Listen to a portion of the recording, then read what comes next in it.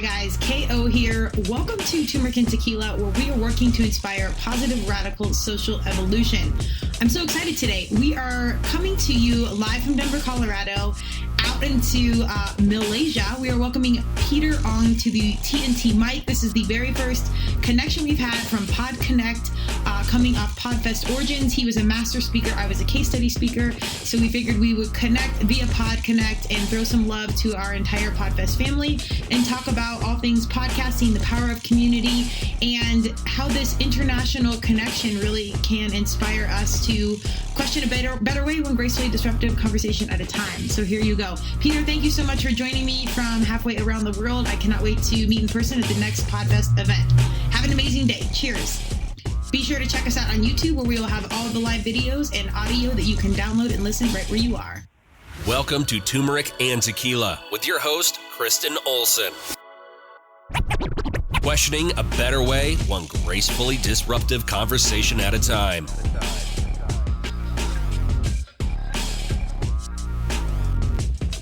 Welcome to Turmeric and Tequila. I'm super excited today. This is a random, I'm not going to say interruption. This is a graceful disruption into the podcasting schedule because we are just wrapping up Podfest Origins.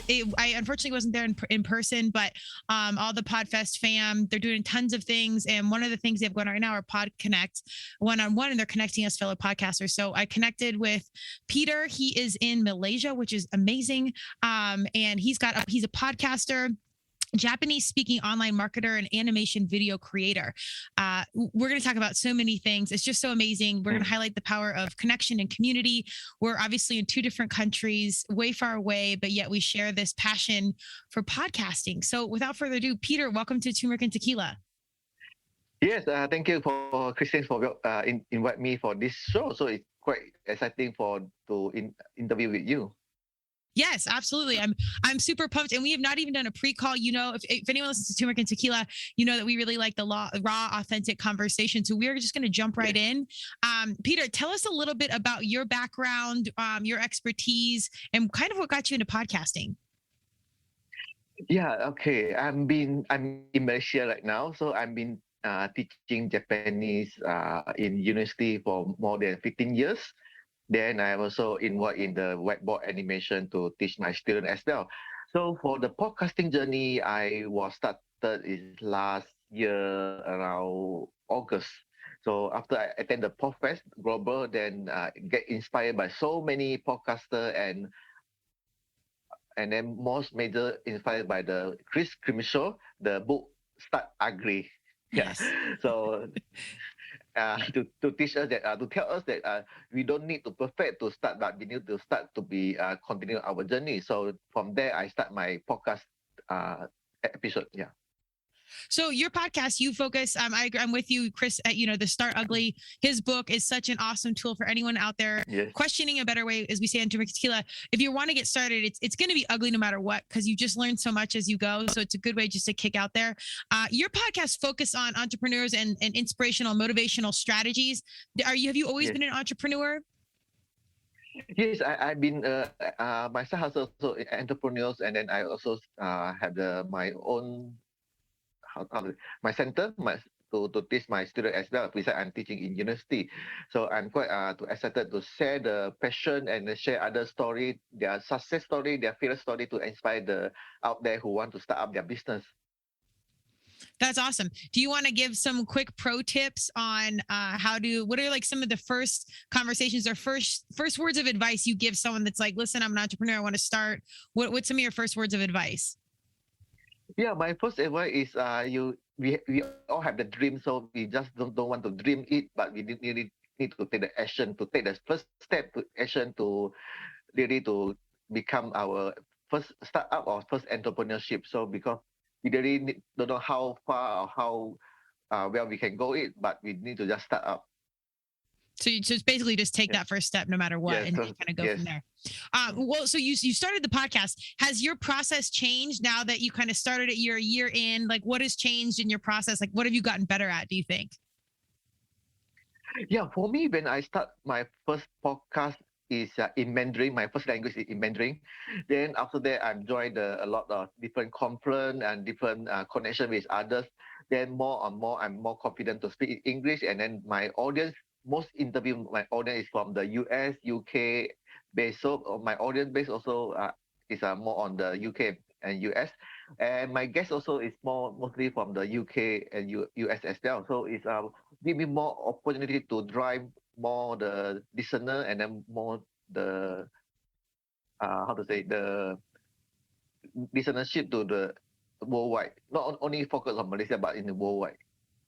That's amazing. So you really are like, you're truly international. And I'll say all over the map. That's pretty inspirational. And you can see the importance of community. I know when I went to Podfest last year or 2 years ago, I think now in person, it was so great to see how different we all were. I mean, obviously like ethnicity, gender, whatever. But like our podcasts were so deeply different. However, a lot of people had really similar core values, like very mission driven. Very few people are making money. So it was very passion driven. It was a really exciting group of people. Was that your experience as well?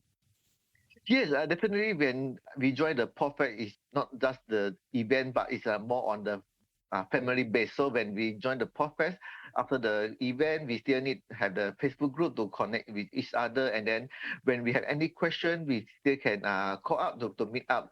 And most I like is we have the community like one a week we meet up, and then although the time zone is different for me it's around 1 a.m. or 12 a.m. midnight to meet up with the US friends. So it's but quite enjoyable for me during this podcast journey. I can meet up with them and then to discuss more win or what we need to support with each other. So it's quite amazing for me.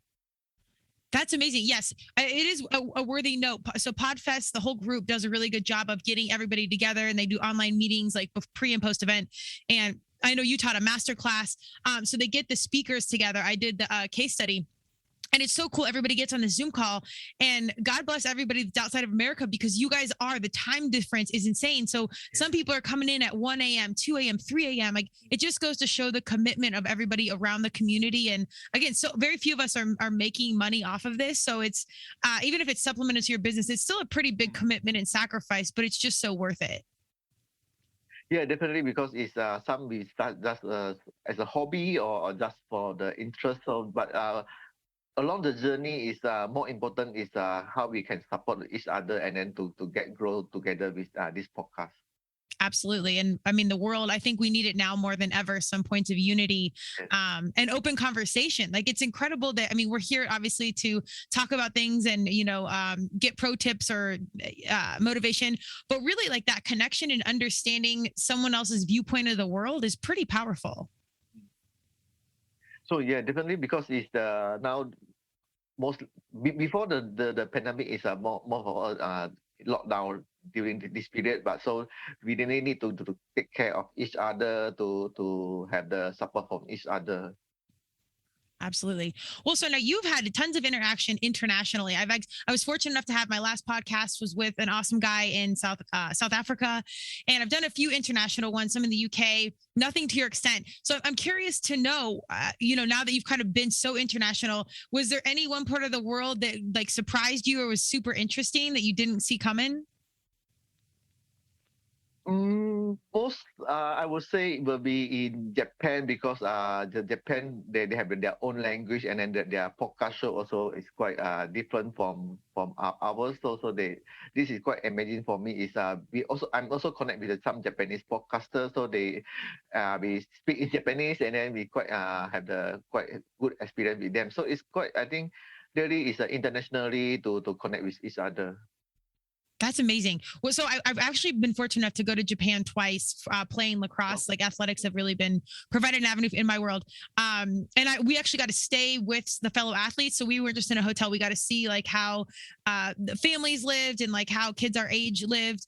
And I picked up a little Japanese. Tell me if this is still correct or anything. Okay. Watashi no nome wa Kristen.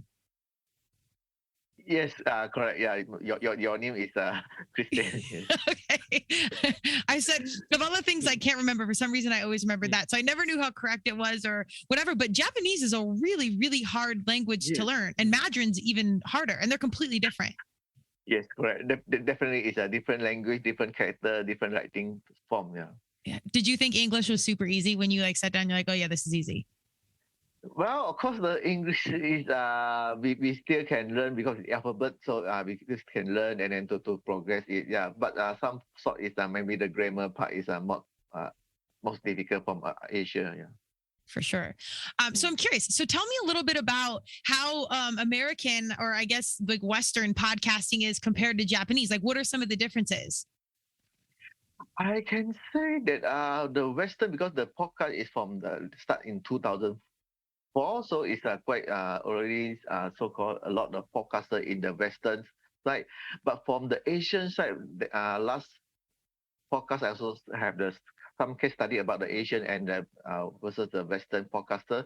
So for the Asian, especially the Japanese, is still in the beginning and is still in the booming voice for the podcasting.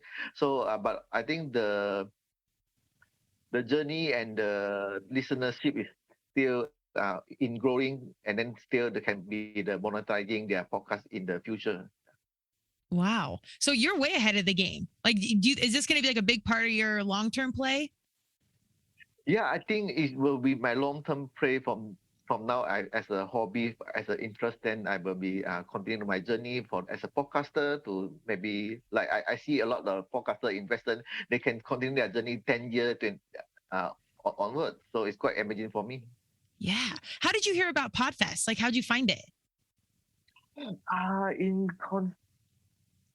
how to say online, yeah. So Okay. I want to start in my podcast in way back in 2019, but I still got some sort of the fear and think that I'm not good enough.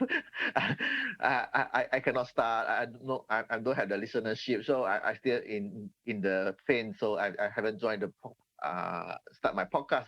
So until I search online, then in the event brief there, I find a Podfest. So I just sign up to join the Podfest. From there, I heard that a lot of podcasters, they just start wherever they want to start and then just take the first step. Then from there, I just start my podcast. That's amazing. That's a pretty big trip to go internationally where, podcasting, we don't know. I mean, it's sort of a thing, but I mean, it's grown even in these 2 years. But that's a pretty big leap of faith. So you must have had some sort of internal something pushing you to take that leap. Yes, correct. Yeah, because it's really hard for me. If we didn't really take the first step, we still in our comfort zone. So yeah, we don't want to get out there. Yeah.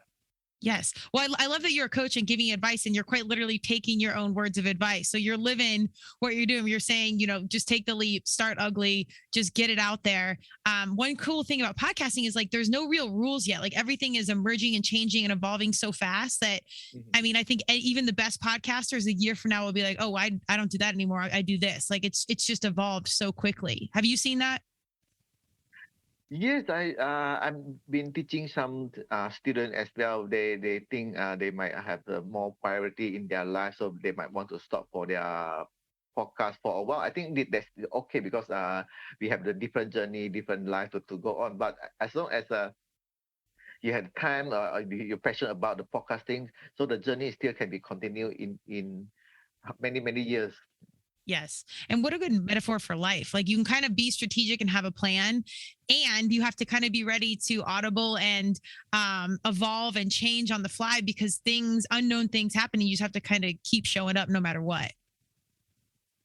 Yeah, my metaphor is no matter how life difficulty, we still can live on, and then the happiness is a choice for us to live our life. Yes, I completely agree. Happiness is a choice. Some days can get long with podcasting because it's not for the faint of heart. I think people will say everybody's got a podcast. It's everywhere now. And yes, they do. Like we saw a surge of celebrities get in the game when the pandemic was happening. And then you hear about a popular thing called pod fade where you get a bunch of podcasts out and then you kind of just fade to the back because it is so much work. So if you're in it and if you're listening, you got to give a little love to podcasters because it's a lot of work. Like you're doing the editing, the marketing, like the branding, everything around it is usually hands-on by the podcast host. Do you do all of your own work? Yeah, I first when I started is I will do all the editing, the script, everything myself. But now I'm start slowly to how to say outsourcing for my editing for the company from them to help me to editing because for podcaster I think most might be agree that editing it might take a lot of time for us to do our task. So this is my can consider to outsource the editing part to other professional to let them to handle it. Yeah, yeah. At some point, it does. It's worth it just to have someone pay to do it. I know when I got in the audio, I mean, that was something I had to completely learn from scratch. Like these were some things that were completely out of my skill set. It sounds like you had a little bit of background with the video editing and everything else. Did that translate to podcasting for you? Mm. Yes, because I learned to edit video to create some animation video. So from there, I can start to use the video wise to edit my podcast as well. But sometimes I still have a lot of might take a lot of time for me. So I decide to get some professional to done it for me. Absolutely. So I want to highlight the community a little bit more. So once you visited Podfest, how many people do you feel like you stayed in touch with and have continued to like supplement your journey thus far? I can say there should be more than 10 person to get in touch with them. Especially we have the new podcast association, and we have the meeting each week. In the Eastern time will be 12 p.m. Yeah, in my time will be 12 a.m. So for me, yeah, but it's quite amazing journey with them. So to continue each week, we share our small win and to support each other. That's so amazing. The power in community. I think there's a really cool thing that podcasting displays, that it's a pretty niche tight community. And I come from like the fitness world, so it reminds me of CrossFit, where it's you sometimes you know sometimes you don't, but once you're in, it's very, I don't love to use the word culty, but like it's kind of cult-ish. And it's a tight community. The upside is, like I said, everyone has really similar values. So even if you have nothing in common with the person sitting across from you, you have the fact that you're showing up to do something, to podcast, like you have that single common denominator. And from there, usually anything can build. So it's pretty amazing to have this smaller niche community. And then all of a sudden you have international connections all over the world that really share this like-minded, mission-driven sense of work that you're putting out there. Yeah, definitely, because currently we from the from all around the world, but with the but with the technology like currently the Zoom, so we still can communicate with each other without the travel and without the hotel stay. But they really have so-called the connection, even though we use a virtual meeting. That's so amazing. It's kind of mind blowing. I mean, like I said, you're pretty internationally connected. But again, to have like these immediate connects all over the world, I feel like it just makes the world feel a little bit smaller, which is a good thing, and make us feel like we all are so connected. And then the good thing is you finally do get on the mic, you have a conversation. You're like, oh yeah, I guess we are kind of similar. Yes, it definitely is. Yeah, sometimes they say, oh, yeah, go ahead. I was going to say, so what are some of your goals with the podcast or work in general from your entrepreneurial side? Yeah, for podcast, why I would like to, I said my goal would like to interview at least 100 entrepreneurs or business owners to share their story and to inspire the audience. So currently, I'm still working on it to reach my 100 guests. That's amazing. Okay. What number are you on right now? Now, my number is 15. Okay. 15. So it's a long journey for me to go on. That's awesome. Well, and so you tell me about your masterclass. So for anyone that's listening and did not go to Podfest Origins or Expo, masterclass are like, these are the top of the line speakers. These guys have all the value to bring out there. And if you got a spot, that must have meant you had something really amazing. Your talk must have been amazing. So give me a little bit of description of your masterclass that you presented. Yeah, I just actually presented is about more on my case study, how I'm from the nothing, zero, non-podcaster, then from my journey to how to story, to grow my podcast, and then to grow internationally, to grow my audience, and then to make up with so imagine the speaker like you, and then for others like during the podcast. So really actually, it's more on the journey, sharing the journey to become the podcast, and then to how to start to communicate, and then to how to connect with each other. That's so amazing. Do you has the podcast supplemented your business thus far? I can say yes, because during the podcast, and then they might want to ask me some like the Japanese language or whiteboard animation to help them to create for their for Japanese, they want to learn Japanese, and then the whiteboard animation, they want to create some whiteboard animation for their business, for the intro. So it's quite some sort of side income for me, and then to more on the branding purpose. Yeah. Mm-hmm. Yes, absolutely. Well, and I don't know if you feel this way, but I enter intentionally I come from marketing and branding to highlight really great people doing really great things. And I'm doing it for the greater good, but every single conversation I walk away feeling like, oh my God, I got so much out of it. If no one ever listens, like it was such a valuable conversation for me. Do you get that out of podcasting? At this point, I'm still searching on it, how to grow, and then how to personal branding as well. Yeah. I love it. Yeah. It's just so much like soul fuel. And then you also, you learn like the branding and everything else. Are you good about like YouTube and TikTok and everything else? YouTube, I have got post some YouTube for the podcast interview, but TikTok, I haven't really go to explore yet. Yeah. Okay. Yeah. It's overwhelming once you get in, because again, YouTube, TikTok, Facebook, Instagram, and each one's a little bit different. I've tried to tackle all of them at once with the same content just to get, just to try it and get our feet wet. But I think next year we'll do individual pieces for different platforms. And it's pretty amazing. The upside of social media is that we can connect easily. Information is out there. Obviously there's a major downside. But have you leaned into the social media to really get the word out about your podcast or your businesses? I'm mostly using LinkedIn and the IG, and then nowadays is a Clubhouse to get connection with the audience and to get connection with other podcasters as well.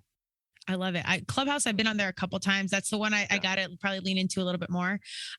Through these, have you found like a pretty good niche following that's English and or Japanese speaking, like community specifically? For English speaking, and yes, and then for Japanese speaking also through the linking platform, and then we had a small community, and especially for the English speaking, we had a Clubhouse. We had a meeting each week to discuss about the podcasting, our journey as well. So it's quite based on the community, and then throughout the platform we can really hear the voice, and then to discuss with each other issue. I love it. So then you have like this podcasting small community, and then you have a small community within that community. That's so cool. Was anybody actually near you, like in Malaysia, or was everybody in America or somewhere else? Yes, we have some podcasters in Malaysia as well, and then I can say that a lot of the guests, a lot of friends also from the US as well at this moment. Yeah, you got to tap that first. Like, I think I'm on like 117, I think now episodes. And so it's the first like 50. It's kind of goes by really fast. But yes, it was everybody in my immediate reach that I knew and that had something to say. But I think like you, I was lucky to have some pretty interesting, awesome human beings within reach. Yeah, definitely, it's a good connection with each other. Yes, absolutely. That's awesome. Well, I really appreciate you coming on Turmeric and Tila. Is there anything else you want to share about your business or your podcast with us? Yeah, I just want to say that it's really good time to connect with each other. And then for my podcast, I still continue to growing, and then to invite guests to interview, and then to hopefully in one day to get set to interview 100 guests. I love it. So you've heard this from Peter right here. He wants to get to 100. So check out his podcast, Startup, focusing on the entrepreneurial journey and some tips, tricks, strategies, and motivation. Peter, I'm pumped. Do you plan on coming to Podfest 22? Yes, definitely. Yeah. Okay, I'm aiming to be there. May is coming up very fast, but I'm hoping we're there, and perhaps we can connect in person, and maybe we can even do a quick live recording in person. Yes, definitely. Great.